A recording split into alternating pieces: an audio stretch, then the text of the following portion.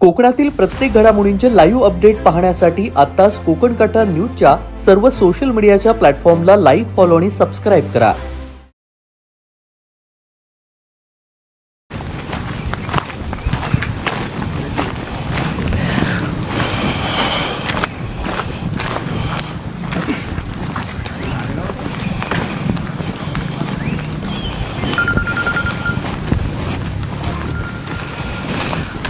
आज त्या आंब्याचा विषय काय केला? आंब्याचं काय पडलेले आंबे उचलले सोशल मीडियावरती. गेले 2-3 दिवस मी तुला बघतोय पण मला भेटलं, आपली भेट होत नाही. ते काय ते सोशल मीडियावर बघतोय आपण आंबे पडले होते, त्या लोकांना कधी डांबून ठेवलं. काय ना काय प्रकार काय झाला इथं? साहेब, आता तुम्ही पण जवळजवळ 14 वर्षे ह्या घटनेला जवळून फॉलोअप घेत आहे किंवा ह्या जो आता गोपालगड मुक्ती संग्राम जो आहे त्याचा जवळून तुम्ही अभ्यास केला आहे. तर त्याच्यामुळे डांबून ठेवणे किंवा श्रेयवाद दाखवणे असा काहीच त्याच्यामध्ये उद्देश नव्हता.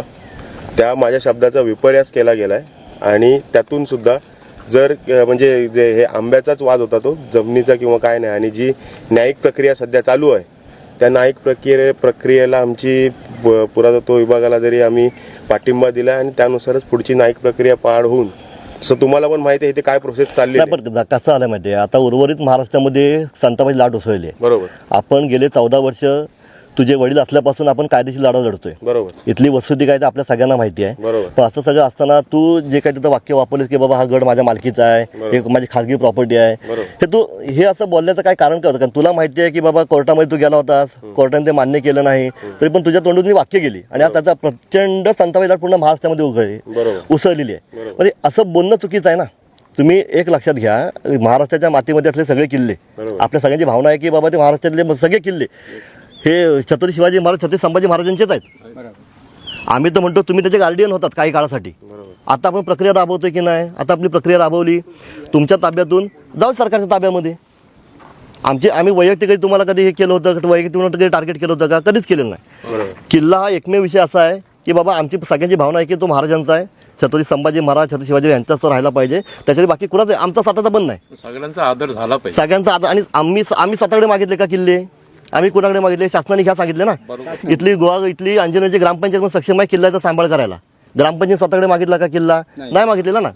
मागितला कुणाकडे मागितला? शासनाने ताब्यात घ्या, मग शासनाला काय करते करू दे, एवढीच भावना आहे की नाही. मग अशा पद्धतीचं वक्तव्य हे तो आपल्या तोंडातून येतं आहे की बाबा किल्ला माझ्या खाजगी मालकीचा आहे, किल्ला प्रायव्हेट प्रॉपर्टी आहे. तर हे योग्य नाही असं बोलणं. आता आपण सगळेजण या लढाईच्या अंतिम टप्प्यामध्ये आहोत. आता एक 2-4 महिन्यांनी कलेक्टर साहेबांच्या ह्याच्यामध्ये येईल, तर तुझी त्याबद्दलची भूमिका पहिली सगळ्यांना स्पष्ट कर. पासून 1993 पासून टिल डेट माझी आज 32 वर्ष माझं वय आहे. तर 32 वर्षात किंवा जिथपासून मला समजायला लागलंय तिथपासून माझ्याही मनात कधी दुराभाव नाही आहे की किल्ला महाराष्ट्रात आपल्या राजांचा आहे किंवा काय आहे. त्यावेळेस जी सिच्युएशन झाली होती ती आंबा चोरीची झाली होती. त्याचा कुठे विपर्यास करून आता तुम्ही सुद्धा 2014 पासून ह्याच्यात आहात किंवा हजारो पर्यटक रोज या किल्ल्याला भेट देत आहेत. जर अशी गोष्ट खरोखरच असती की बाबा किल्ल्यात डांबून ठेवण्यात येतंय किंवा पर्यटकांना आत घुसण्यापासून मजाव करण्यात येतोय, तर एक व्हिडिओने हजारो व्हिडिओ निघाले असत्या. आणि त्या व्हिडिओत माझंच नाही सगळ्यांचं, आणि मी पण ह्याच्यात हे सांगतो की बाबा त्या व्हिडिओत तुम्ही जर ती व्हिडिओ जर पाहिलात तर मी कुठेही त्याला, माझं बोलण्याचं नेचरच असं आहे, बोलण्याचं ट्यूनच असं आहे. आत्तासुद्धा तुम्हाला बोलताना वाटत असेल मी ॲग्रेसिव्हली बोलतोय, पण ते तसं नाही आहे. मी त्यांना समजवण्याचाच प्रयत्न करत होतो. विषय असा होता की त्यांनी सुरुवातीला जेव्हा घटना घडली त्या घटनेला मी सुद्धा इथे उपस्थित नव्हतो. कातकरी जे आपले जे राखणदार आहेत त्यांना आपल्याकडे कोकणात कातकरी बोलतात, तर ते राखण करताना त्यांनी प्रत्यक्ष त्यांना आंबे काढताना बघितले. आंबे काढताना बघितल्यानंतर मी बुधवार दिवस होता, ऑफिसला असल्यामुळे प्रत्यक्षात मी इथे नसतो. तुम्हाला ही गोष्ट माहिती आहे. मी ऑफिसवरून आल्यानंतर हा जो सिच्युएशन घडली, सिच्युएशनमध्ये प्रसावधान प्रत्येकाला नसतो. त्यातून माझ्याकडून काय तोंडून गेलं असेल तर मी त्या बाबतीत मी दिलगिरी सुद्धा व्यक्त. पर्यटक हे इथं महाराजांचा किल्ला आहे म्हणून बघायला येतात. बरोबर. अच्छा, त्यांना काही माहिती नाही इथं काय चाललंय ते. बरोबर. गेले 14-15 वर्ष आपण या प्रक्रियेमध्ये आहोत. येणारा माणूस येतो की बाबा महाराजांचा किल्ला आहे, मला प्रत्यक्ष डोळ्यांनी पाहू दे, ह्या भावना आली असतात. तर तुम्ही तुमच्या कामगारांना पण सांगा, इथं येणारा कुणाही अटका होता कामा नये, कुठल्याही पर्यटकाला अटका होता कामा नये. उलट तुम्ही महाराजांची आहे, उलट तुम्ही सगळ्यांना सांगा की बाबा ही महाराजांची प्रॉपर्टी आहे, हा असा किल्ला आहे. तुम्ही 4 पावलं पुढे होऊन दाखवा, किल्ल्याची माहिती द्या. ज्यावेळी पुरातत्व विभाग पूर्ण ताब्यात घेईल तर ते ठेवतील, गाईड वगैरे ठेवतील, त्यांचे फलक लावतील. आता तुम्ही इतकी वर्ष याच्यामध्ये का तुमची पण जबाबदारी थोडीशी की बाबा सांगा की बाबा हा इथं बुरुज आहे, ही अशी तटबंदी आहे, इकडं मुख्य दरवाजा आहे. पर्यटकांना माहिती ती पण दिली गेली पाहिजे ना.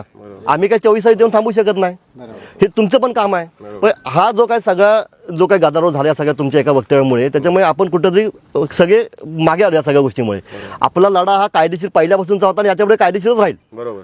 ह्याच्यामध्ये कोणी तडजोड करणार नाही. आणि आम्ही तुमच्या बरोबर आहोत कायम. नाही आमचं पण सहकार्य ह्या न्यायिक प्रक्रियेत वेगळं वळण द्यायला बघतात ना. बरोबर. पण आमचं कोणीही त्या व्हिडिओच्या माध्यमातून कोणीही चुकीची समजूत करून घेऊ नये. किल्ला आजही बांधला तेव्हापासून किंवा आत्तापासून महाराजांचाच आहे. राजांनी 400 किल्ले ही कधीही अशी अपेक्षा किंवा आमची भावना नाही आहे की बाबा हा किल्ला आमचा आहे. प्रसंगावधान प्रत्येक व्यक्तीला नसतं. ती सिच्युएशन जी होती ती वेगळी होती. तिचा विपर्यास केला गेला. त्याला आंबे चोरीवरून त्याला भरकवण्यात आलं. त्याच्यामुळे कदाचित माझ्या तोंडून ते गेलं असेल. जर तसं काही झालं असेल मी माझी दिलगिरी व्यक्त करतो. वक्तव्य तू तुझं वक्तव्य पाठी घेतोयस का?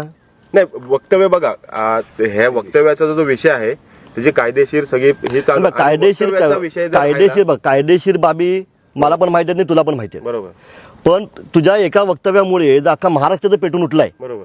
तर तू तुझं वक्तव्य मागे घेतलं पाहिजे असं मला वाटतंय. बघा महाराजांपुढे माझं वक्तव्य किंवा महाराजांपुढे मी स्वतः कुठेच हे आपण कोणीच नाही. महाराजांचं आपण नकाची पण सर आपल्या कोणाला नाही. बरोबर. जर महाराजांचं नाव घेऊन जर वक्तव्य किंवा आणखी काही पाठी घ्यायचं असेल तर त्याला मला त्या बाबतीत कुठलाही छोटेपणा किंवा त्यात माझं कुठलंही बाबा ही पाठीमागे आलो त्याच्यामुळे मला राग. आणि त्यातून जर महाराष्ट्राची मी पुन्हा एकदा सांगतो जर महाराष्ट्राची कोणाची जर भावना दुखावल्या असतील तर महाराजांपुढे मी स्वतः किंवा माझे घर किंवा आपण स्वतः सगळेच कोणी येत नाहीत. जर ती भावना दुखावल्या गेल्या असतील तर मी त्याची दिलगिरी व्यक्त करतो.